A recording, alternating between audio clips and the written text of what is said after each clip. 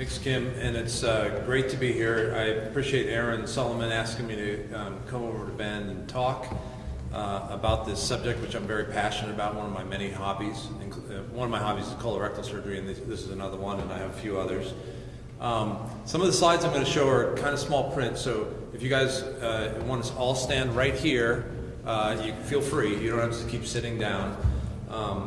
But I do want to say I do enjoy getting over to Central Oregon. I have no disclosures other than to say I really love it over here, so this was a great excuse or opportunity to come over.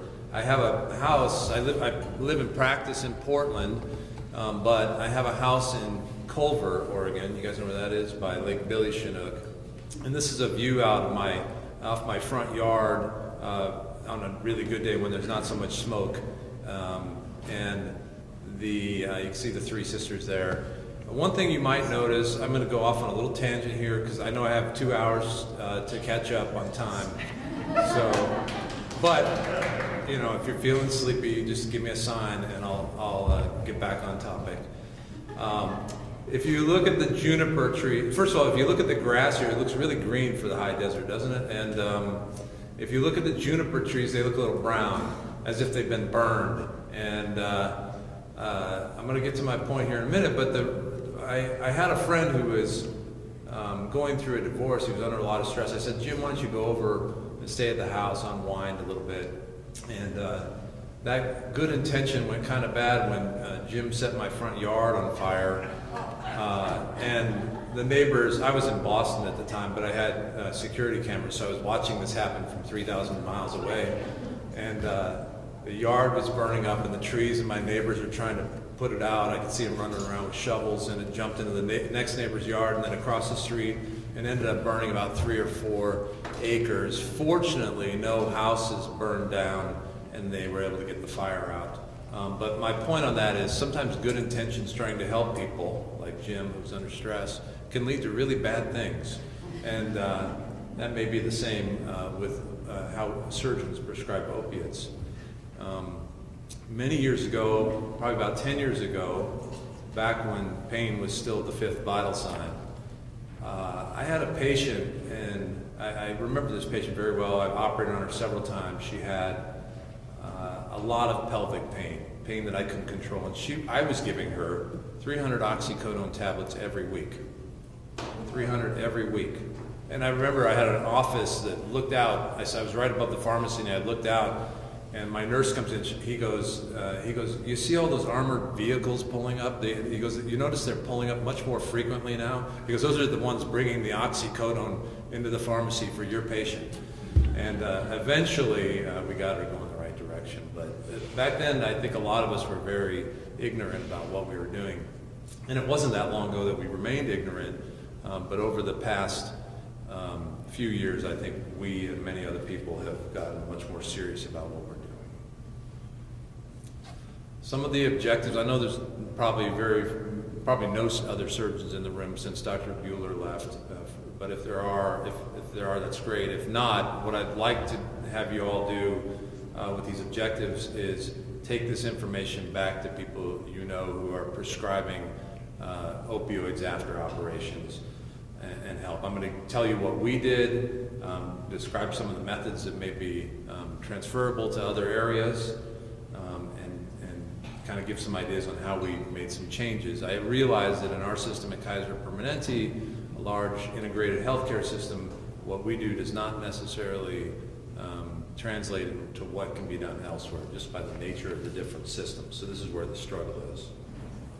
We've seen some of the statistics over some of the presentations. They change a little bit. I haven't updated this in a while, but you know, a lot of people die from prescription opioid overdoses every year, and it's increased significantly over the past 15 years. Fortunately, that's, I think, going down in the last year or two, as have the prescriptions quantities. What we do know is that prescription opioid abusers often get their tablets from friends or family members. So when we as surgeons give people lots of opioids, they're sitting around ready to be used by others. And we know that illicit drug users, heroin users, and other illicit drugs get started with prescription opioids. What I know is that prescription of post-op opioids is really variable among surgeons, and that we are giving too many, and that we are giving more than the patients are using usually. This is an actual medicine cabinet of one of our patients who had a knee operation. Is an elderly woman with a 17-year-old grandson in her house, and I've de-identified all these tablets. What I, as a I don't know if you can see that, but as a colorectal surgeon, I'm instantly drawn to the milk of magnesia and the Beano, but the point is there's a big bottle of Tylenol number 3 here, and some of these other vials may very well contain opioids as well, readily available to friends and family members for abuse. I got looped into this. I'd been doing some general administrative work, and I got called into a meeting in November of 2015 where a bunch of our physicians and others came together to address the CDC guidelines for reducing opioids. And I was just, I don't know why I was there as a surgeon, but they wanted me to be part of it. And they were going through their ideas of reducing morphine equivalent dose below 90. We talked about not starting long-acting opioids, no new starts, and including for surgical patients. We removed certain medications from our formulary, like Opana and OxyContin. Just like Dr. Sun was talking about, we went on a serious initiative to reduce concomitant benzodiazepine and opioid prescribing. And then around the surgical work, we decided to ask our surgeons to not prescribe more than 2 weeks worth of opioids after an operation, and to get them back down to their baseline opioids if they were not opioid naive, or transition, or get them off opioids completely, or transition them back to the baseline if they had been on opioids properly. Now, looking back at these goals from 2015, these seem pretty weak compared to what we want to do right now and what we are doing. But this is where we started. Went on a mission to educate surgeons. We started educating patients about the risks of opioids. Started developing guidelines from within each department. So we asked every department to come up with quantities that would be reasonable for the 2-week post-operative course. And then we started changing the default quantities in our order sets, which is how we order prescriptions at Kaiser Permanente. Our regional anesthesia team and our nursing floor teams, under our guidance, started using different modalities for pain control other than opioids. So we started going down that pathway, and we started reporting the data and then reinforcing it with our surgeons. When we order long-acting opioids within our system, we get something called a best practice alert within Epic, which is our health record, or electronic health record. This yellow sign shows up and says, don't do that. We noticed that, especially in our orthopedic department, our surgeons were prescribing long-acting opioid to opioid-naive patients immediately post-operatively, with the idea that they were reducing the number of short-acting opioids they were giving. We put an end to that. We track that data. Occasionally we'll have somebody who forgets, and we remind them that we're not doing that anymore. This is an example of the work that came out of the departments early on. This is general surgery where we got together, basically came to a consensus on how many tablets of opioids, pick whatever you want, oxycodone, Vicodin, how many tablets should be prescribed, and how many refills for different types of operations. If you look at these numbers again, this was back in 2016, the numbers are too high. But this was our initial stab at trying to get people to agree on appropriate quantities. This is the orthopedic version of that. They went a little different direction. We left some latitude for the departments to figure out how they were going to do this. What's really, looking back on this stuff, is just amazing to me. If you look down at the time frame, or up in the corner, time frame the patient pain medication is needed, the majority are 1 to 2 months. It's a long time to be prescribing opioids. If you look at the quantities they thought for hip arthroplasty, 100 tablets, was a pretty common amount, 80 tablets. It's a lot of tablets. So they came up with recommendations at that time that they would try to wean within 4 to 6 weeks, reduce the initial quantity, reduce the quantity to 75 from what they were doing, and then give a refill for 50. That still seems like a lot of tablets, but that was a step in the right direction. This is what our order sets look like, and you can't read this very well, but there's a bunch of different options for prescriptions on there. This is our outpatient general surgery order set, and the default quantity back around that time, it's actually still at 30 tablets. That's far too many tablets for what we want to do. Most of us are changing that to a lower quantity, and we're going to change our order sets or our default prescriptions once again to a much lower level. These things take time. This is kind of we're learning as we go.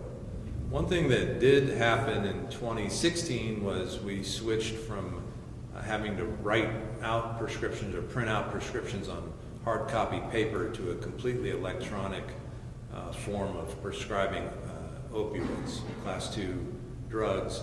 And this is how that looks. You put in what you want, then you sign it electronically. That may seem like a bad idea, and that it makes it easier to give opioids. On the other hand, it also makes it easier to give refills when needed, such that providers are more likely to prescribe lower quantities for the initial prescription, and then they can refill as needed, because it's much easier to do. You can do it remotely. You don't have to be in the hospital. You don't have to give the patient a paper script, and the patients can pick it up at any pharmacy. So this makes it easier. I remember in my own training and fellowship, my bosses saying, for whatever, a simple anal procedure, they'd say give 60 tablets. Everything was 60 tablets no matter what, because I think, like somebody was mentioning earlier, maybe it was Dr. Bueller, that we didn't like to be bothered. We would prescribe a lot so that we wouldn't get the phone calls to refill. This process here makes it a little easier for us to do the right thing. So we started generating monthly data. This is all the patient names obviously have been taken off of here. I left only one primary surgeon name on there. That was my own, to show that I'm not perfect. But this is the data that shows how often we were prescribing opioids beyond 45 days from the time of operation. The majority of the operations are neurosurgery and orthopedics. The yellow ones that are highlighted, we did that to make sure we were looking at the same service prescribing, because sometimes patients would have an operation like back surgery, and then they go have a mole taken off by the Mohs surgeon and got another prescription. We just didn't want to count that in the data. So this is pretty clean. We still, this is a graph over time of how we're doing with that. We're not doing that well. We're seeing a good downward trend, and this is trending back up. So we could always do better with this. There's some controversy. We don't want the surgeons jacking up the quantities and then dumping the patients back on the primary care doctors. That's not very nice. It's not good for the patient or the doctors. So we want the doctors to be a little more responsible. Overall, we're looking at about 8,000 tablets per month that are given after 45 days. That's out of a total of about 108,000 tablets given every month, period, for surgical patients. So this is not a huge quantity, but we'd like to continue to work on this and improve it. Like I said, the majority of these are given for the orthopedic and neurosurgery patients who oftentimes are not opioid naive. So they're coming in with higher expectations, higher needs, and we're not able to taper them down at 45 days. One thing we're thinking about doing now, and I think other centers have done this, is to reduce the morphine equivalent dose down to a certain level before we operate on them. And the number I'm hearing is 50 on the MED, and a lot of these patients are above this, despite our efforts globally in our organization to reduce everybody below 90. So if we can do that, I don't know how easy that's going to be, but if we can get the patients down preoperatively, it'll be easier to manage their pain postoperatively. So that's another big initiative we'll be working on. So this is the real big data slide. We've been tracking pills dispensed per 1,000 operations since 2015. This data goes from January 2017 to June, I think, and we've got some data since then. And if you look at that orange line, there's a pretty steady decrease in the quantity of pills that we've been prescribing. The blue line is the number of operations we do per month, which is actually trending upward. Right now we do about 3,300 operations in the region per month. That's 3,300, and we have about 6,000 patients we're responsible for. So when I did some analysis, hopefully this will show up, early on when we were tracking this data, the denominator change, we included some other cases, but I wanted to kind of give a demonstration of how that quantity reduction really looks. In January of 2015, we prescribed 53,000 tablets. In November of 2016, we were down to 32,000 tablets total. That's not per thousand, but that's total, which is a difference of about 20,500 per month. Or if you annualize that, that's 250,000 fewer tablets that would be prescribed over the course of a year, just through that early action of educating the surgeons. Now, and then I have my pharmacist, tell me how much an oxycodone tablet costs, about 50 cents. So there is some financial gain to reducing opioids as well, although it's clearly outweighed by the other benefits. Now, I'm going to go back up to this page here. In January of 2017, we were prescribing, again, we started including more cases, so these numbers, for those of you who are analytical and mathematical, you may say those numbers don't make sense, but we were prescribing about 42,000 tablets per 1,000 operations in January of 2017. The latest August numbers for this year, we're down to 32,600 tablets per 1,000 operations. That's a little over 8 tablets fewer per operation that we do. Remember I said we do 3,300 operations a month. That translates into an annual reduction of prescribed tablets of about 330,000. So even though we had early gains, every year we seem to be doing a little bit better. And the best is yet to come, I think. We also track, this is the one that's hard to read, so you guys can all walk up now. I'm just kidding, you can stay there. I'll point to it. The top, this is number of pills dispensed by department over time.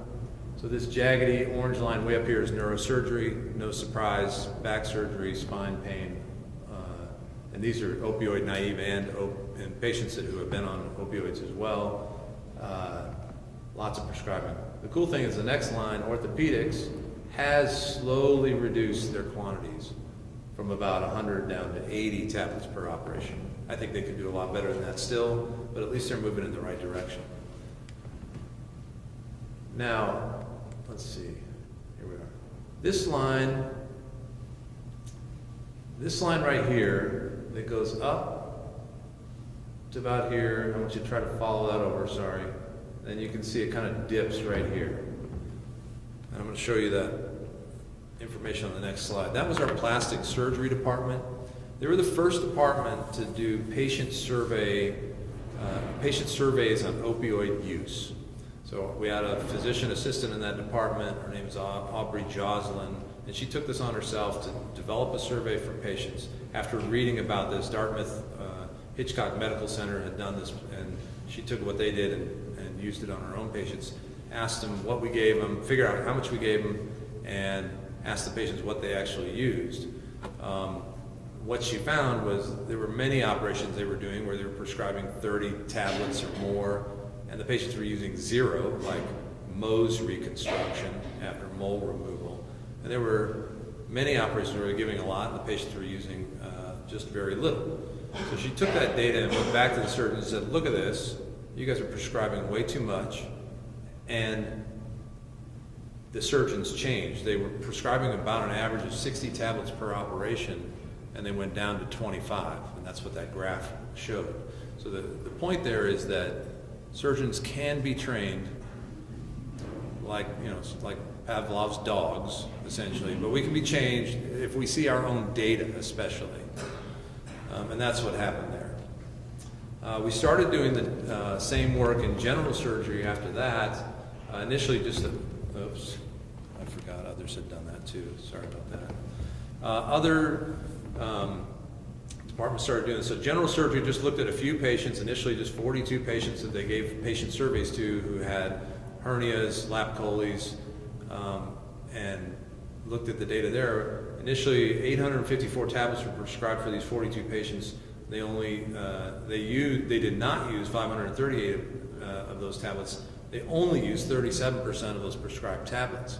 We're pouring tons of opioids out there that are not being used and that can be used by other people. Now, we've put a lot more data into the general surgery set, all types of operations, and across the board what we found is that patients are using about 54% of the tablets that we're prescribing. So they're still not using 46% of the tablets that we're prescribing. And we're going to use that data to adjust. The orthopedic department did the same thing, all sorts of operations.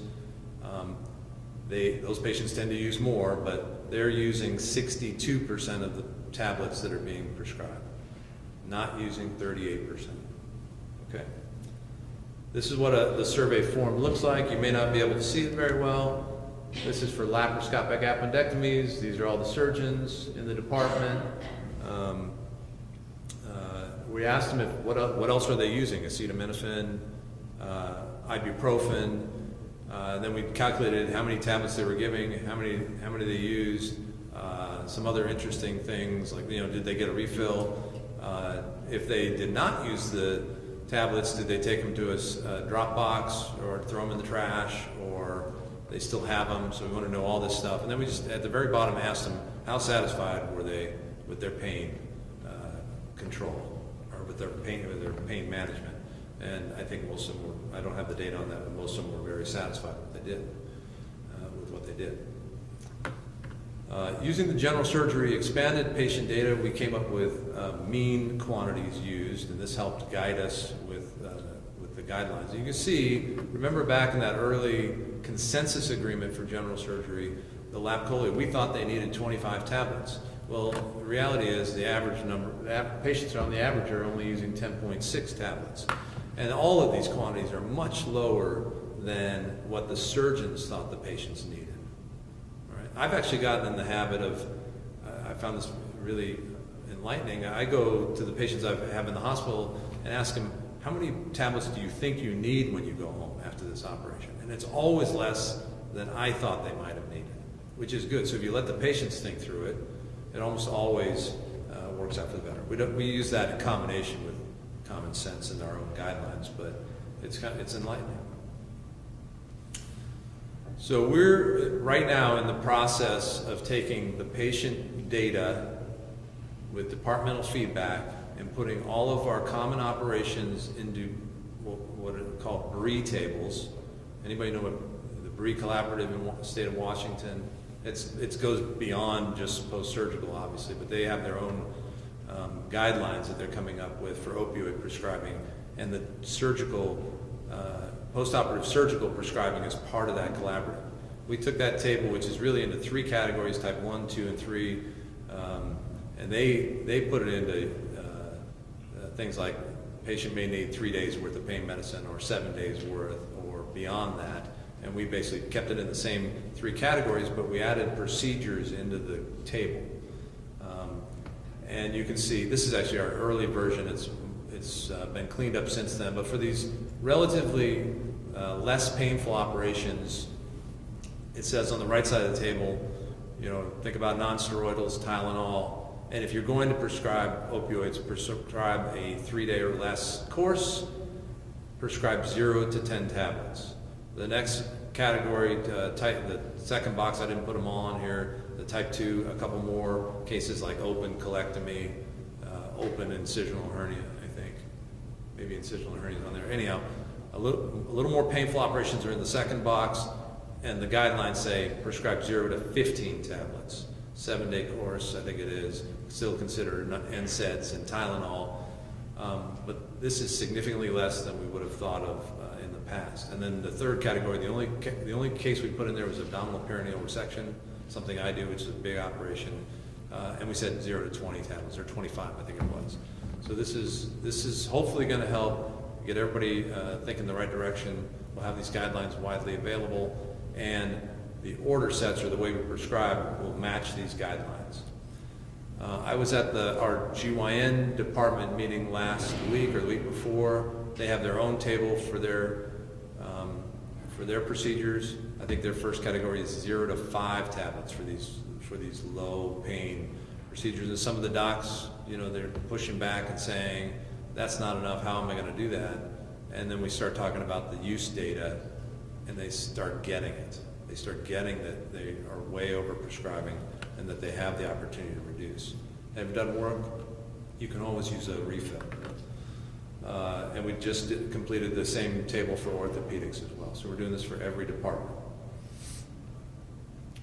I'm just going to jump, and this is some of this early stuff that we were basing all this work on. This is the Dartmouth, the early study from Dartmouth, where they just looked at 5 different operation types and looked at how many tablets were being prescribed and how many tablets patients were using. And they picked a quantity for operations like lap chole, that's gallbladders, mastectomies, hernias. They picked a quantity that corresponded to the 80% use rate for tablets. And you can see the top bar graph shows what was prescribed, and the lower bar graph shows what was used. A clear shift to the left. The quantities that were used were quite a bit lower than the ones that were prescribed. Michigan has been doing similar work. This is from their open network. The cool thing about Michigan is they get the whole state to do everything together. I wish we could do that here, and I think we should. We're working on it. But they put these guidelines out to everybody. This is called OPEN, which is Opioid Prescribing Education Network. And they broke it down into different types of pain medicine, but for common operations they had quantities, and you notice that these quantities are fairly low as well. And then Johns Hopkins came up with their own recommendations, which I think was based on consensus from an expert panel. And I think it was Johns Hopkins that also gave the idea that, I may be wrong on this, that the amount of opioids that should be prescribed after an inpatient operation should be 5. You multiply the amount that was used on the last day of admission times 5, that's a 5-day course at the same level, and the patient should be off by then. So that's an easy calculation. I actually noticed when I did my recertification exam a couple weeks ago for the American Board of Surgeons that was on the exam. So, and that study is less than a year old, so it's kind of cool how maybe the societies and the boards will catch up and focus on this stuff and get people to change at the national level. One of the hopes is that the national societies like the American Society of Colon and Rectal Surgery will have guidelines for all common colorectal operations that will be spread throughout the United States. Locally, Paul Lewis, I don't know if you guys know Paul Lewis, I always get his title, but he's Multnomah County Medical Director, I think. They're working, along with maybe some of you in the room here, are working on Oregon pain guidelines, and they're probably going to use the BRE tables like we're using to frame the guidelines statewide for postoperative opioid prescribing. What are we doing? Well, I guess we're continuing to try to get the message across to our providers and to our patients. We're working on these BRE tables. We're working on changing the default quantities on our order sets for prescribing. We're doing parallel work. This kind of goes along with what Dr. Sun was saying earlier, multimodality treatment. We're going on this mission of implementing something called ERAS, or Enhanced Recovery After Surgery, which we've kind of been doing forever, but we're formalizing it with very clear patient guidelines, or what am I looking for? Care pathways, orders, anesthesia components, patient education, nurse education, so that we're all on the same page around prescribing. Opioid prescribing, opioids are just one part of ERAS, along with early feeding and early movement, but all of those things should reduce the opioid need. We are also starting to embark on some complementary and integrated medicine programs, both inpatient and outpatient. That's the acupuncture, the massage, etc. that Dr. Bueller was talking about earlier. So lots of things going on. I always wonder if the reduction in the opioid prescribing that we're doing is a response to just the overall attention world or nationwide in the media, or if it's stuff we're doing internally. It's probably a combination of both, and I still think we have a long way to go. Our region in Kaiser Permanente, we compare our data to the other regions in California, and I haven't seen the data in a year or two, but we were prescribing much more across the board than they were in California. So this was a call to action in our area, and I think we're starting to get some traction. My hope is that we will be the best in the nation for post-operative opioid prescribing. I think we can do it because we're starting to see the data, and we're starting to see that we can change things. Let's see. Another picture off my front porch. I'm going there right after this meeting. Anybody want to join, you can come along. We have some dead trees we got to cut down still. So I appreciate the opportunity to talk to you. I'm happy to talk to any surgical group about the work we're doing and try to encourage others. Thank you.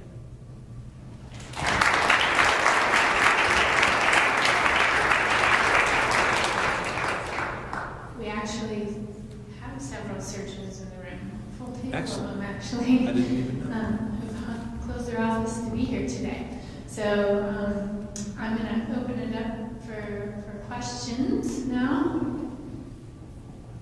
Thank you so much. It's super impressive. I just love seeing the work that you guys are doing, and that you ask the patients actually what they were using. I think that's really powerful information. I was wondering, I know this is probably a little outside of the purview, but it's really focusing on the surgeon's surgical department. But any thoughts about looking at dental practices and prescribing for dental procedures at Kaiser? Yes, I have interest. I don't know if our Permanente dental group has been doing similar work. I've lost track of that. I'd like to think they have been, but you're right. I think dental prescribing is a huge area of opportunity. And again, within our integrated system, we should be able to understand that and change behaviors probably better than a lot of other areas. So thank you for the suggestion. That's a really good question. I can speak to it somewhat. I know in the Oregon chronic pain guidelines, one of our local dentists, Dr. Allen, was a subject matter expert, and they had a several dental guideline group. So, and then that was also included in the current acute pain guidelines. So we all know how fast guidelines get implemented in medicine, on average 13 to 17 years. So hopefully they'll move a little faster than that with current practice guidelines. Any other questions? Are there free tables for neurosurgery? There are not yet, but we're working on it in our organization. And by the way, I just shared our orthopedic one in draft form with Slocum. Where is that? Here? Salem? I can't remember. Eugene, I think. So as we're working on these, we're willing to share this information, and we're in the process of creating one for neurosurgery. Very close.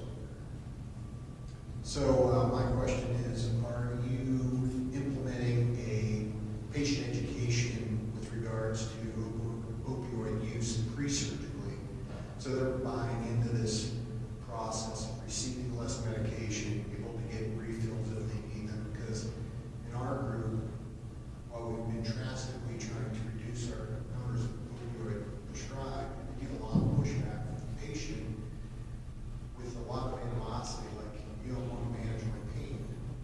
And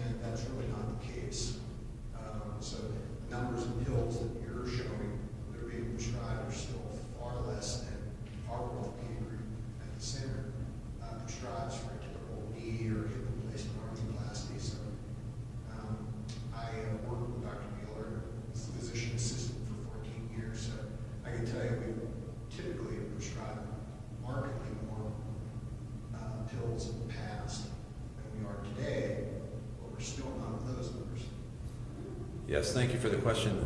It's a work in progress. We have all of our orthopedic and neurosurgery patients go through our preoperative clinic, which is a central area of education. We're trying to make sure that everybody is giving the same message. Like I said, ERAS I think is going to be our key to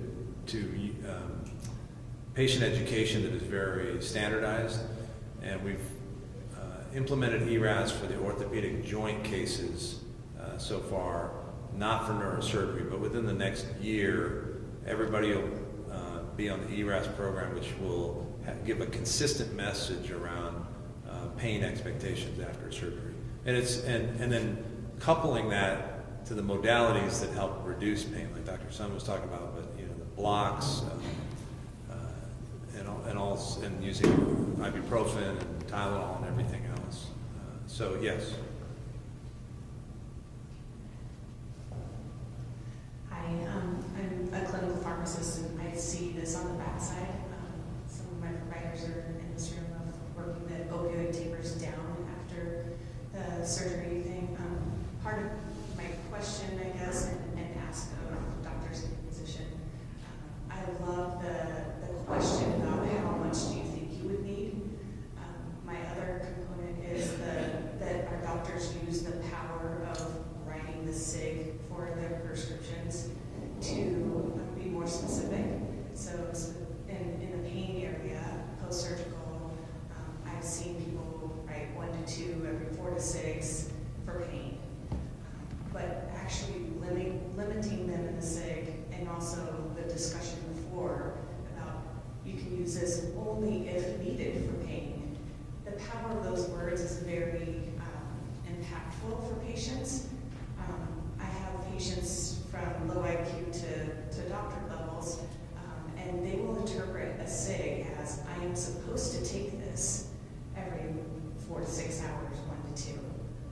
I do this also with our sleep meds, the Ambiens of the world. So we write scripts for 30 tablets, take 1 tablet at bedtime for sleep, not as needed or limiting them. So they get on a pattern of taking the medication as it's prescribed, but not with the intention of what the doctor had in mind. And I was just wondering, part of that question is if that being incorporated into the education of our doctors, especially the post-ops and those types of things. Excellent questions and excellent points. A couple things. So the SIGs being 1 to 2 tablets every 4 to 6 hours, we eliminated that option, and we've educated our providers that you can only vary one variable. So it can be 1 to 2 every 4, and for the most part, we're not varying the times. It's usually 1 or 2 tablets every 4 hours, you do a separate prescription for 1 to 2 every 6 hours, but you're not able to have variation in 2 areas, and that's reflected on the order sets, which are essentially the prescriptions that we give. We've started including patient education on the discharge form, standardized, I don't know what it is, 5th grade reading level on every printout that goes home with the patient, either from our day surgery units or from our hospitals, that really go into the explanation that you were just saying. We expect some pain. It's okay to have some pain.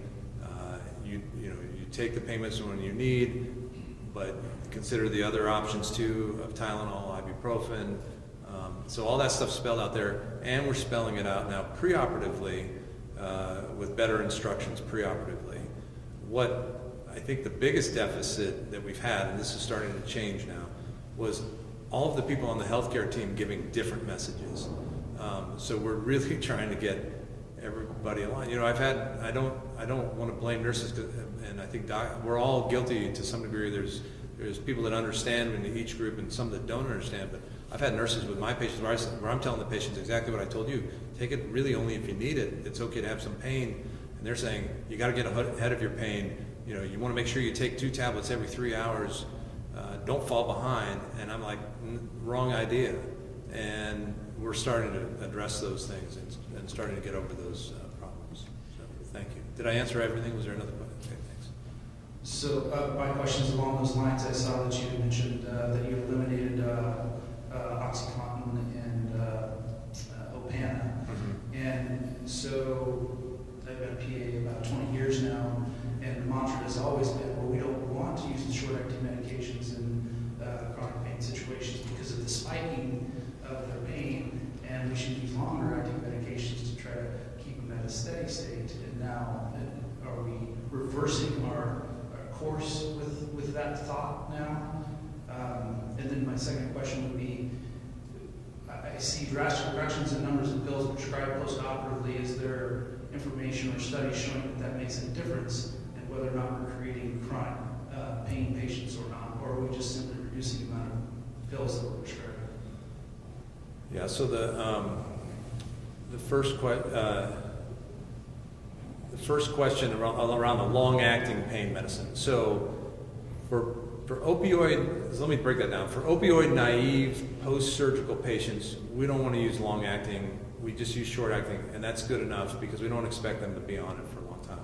For those that were already on long-acting opioids coming into the operation, we'll maintain the long-acting and we'll add short-acting over a shorter period of time. The management of we had an institutional-wide guideline saying do not implement long-acting opioids.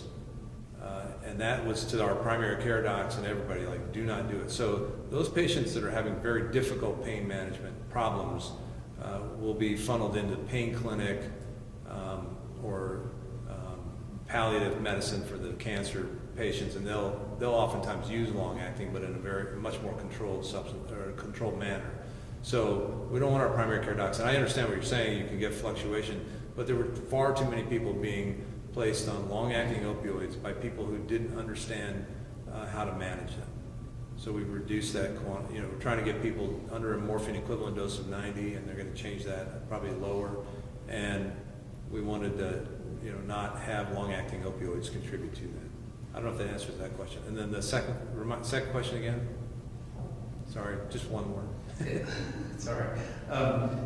I see there's a dramatic reduction in the number of pills that are prescribed, and intuitively it makes sense that, okay, well, if we would prescribe fewer pills, there would be fewer people abusing them. Right. But is there data to support that? I don't know if there's data to support. The main goal on reducing the pill quantities was to keep fewer pills out in the community, there to be abused by others, used by others.